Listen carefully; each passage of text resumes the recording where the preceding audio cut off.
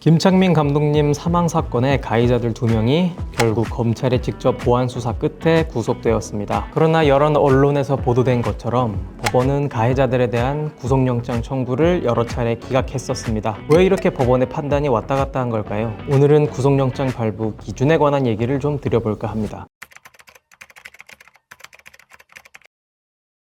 구속의 여건은 형사소송법 70조에 규정되어 있습니다. 크게 3가지 요건으로 보시면 돼요. 첫 번째는 이 사람이 범죄를 저질렀다고 의심할 상당한 이유가 인정되어야 합니다. 실무상 범죄 혐의의 소명이라고 하죠. 이 첫 번째 요건을 넘지 못해서 법원이 기각하는 경우에 소명 부족으로 기각되었다 라고 표현하고 있습니다. 두 번째는 실제 도망을 쳤거나 도망을 칠 염려가 있는 경우입니다. 그리고 마지막 3번째는 증거를 인멸할 우려가 있는 경우이고요. 실무상 대부분의 사건에서는 도주 또는 증거인멸의 우려가 없다는 이유로 기각이 되고 있습니다.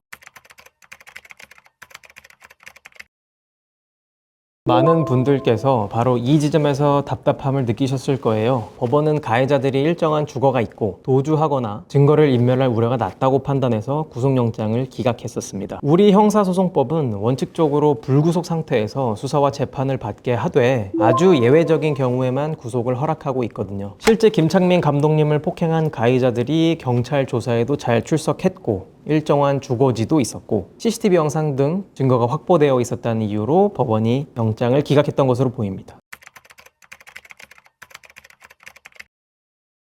결정적인 차이는 검찰이 직접 보안 수사에 나서면서 새로운 증거와 사실관계가 드러났다는 점이죠. 가해자 중 한 명이 CCTV 영상의 삭제를 시도했다는 사실이 확인됐고 가해자들끼리 내가 죽이려고 까고 그냥 죽으라고 말하면서 파운딩 펀치를 꼽았다 이런 식으로 통화하는 녹음 파일까지 나왔어요. 경찰이 미처 찾지 못한 핵심 증거들을 검찰이 발견해냈기 때문에 이번에는 법원도 가해자들을 가둬놓을 필요가 있다고 판단한 것이라고 보시면 되겠습니다. 어떤 분들은 여론이 시끄러워지니까 법원이 구속영장을 발부한 거지 검찰이 수사를 잘해서 그런 게 아니야 라고도 말씀하시는데 이건 실무를 전혀 몰라서 하시는 말씀입니다. 분명히 검찰의 보안 수사 과정에서 살인의 고의를 추단할 수 있는 통화 녹음이나 증거인멸을 시도한 정황이 왕창 발견된 것은 사실이기 때문입니다.